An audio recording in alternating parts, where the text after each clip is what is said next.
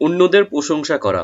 এটা বলার আগে বলে নেই যে ইসলামিক ওয়াইজ আপনার খুব বেশি প্রশংসা করা উচিত না কারো মানুষের সামনে। তো এটা অবভিয়াসলি অনেক কেয়ারফুলি আপনাকে করতে হবে যদি আপনি করতে চান। এটা আগেই বলে নিচ্ছি। কিন্তু আপনার দেখা গেলো আপনার চিন্তা করেন আপনার কোনো বন্ধু একটা নতুন ড্রেস পরে আসছে। তো আপনি যদি তাকে বলেন, "আচ্ছা তুমি তো অনেক সুন্দর লাগতেছো।" সে কিন্তু অনেক খুশি হয়ে যাবে। আপনিই চিন্তা করেন আপনি একটা ঈদের দিনে একটা নতুন ড্রেস পরেছেন।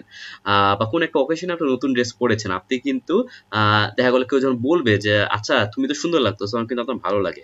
অথবা আপনি যে কারো সাথে কমিউনিকেট করতেছেন বললেন, "আচ্ছা আপনি সাপোজ তার কোনো YouTube এ ভিডিও আছে, আপনি তাকে বললেন, 'আচ্ছা তোমার কিন্তু সেই ভিডিওটা আমার খুব ভালো লাগে।'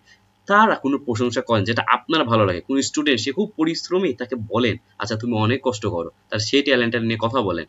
কেউ এমন হতে পারে সে খুবই ভালো প্রোগ্রামিং পারে। তাকে সেটা বলেন, 'আচ্ছা তুমি কিন্তু খুবই ভালো প্রোগ্রামিং পারো।' তো যার যে কোয়ালিটিটা বা আপনার ভালো লাগে তাকে সেটা আপনি বুঝান যে আপনি সেটা অ্যাপ্রিশিয়েট করতেছেন। তো এইটা খুবই একটা ইম্পোর্টেন্ট সাজেশন যে আপনার ফ্রেন্ড হোক, আপনার ফ্যামিলি মেম্বার হোক, যেটা আপনার ভালো লাগে হতে পারে হচ্ছে আপনার ভাই সে আ অনেকক্ষণ বেশি পড়াশোনা করতে পারে। তাকে বলতে পারেন, "আচ্ছা তুমি অনেকক্ষণ বেশি পড়াশোনা করতে পারো, এটা কিন্তু খুবই ভালো হ্যাবিট।" তো এইভাবে তাকে প্রেইজ করেন।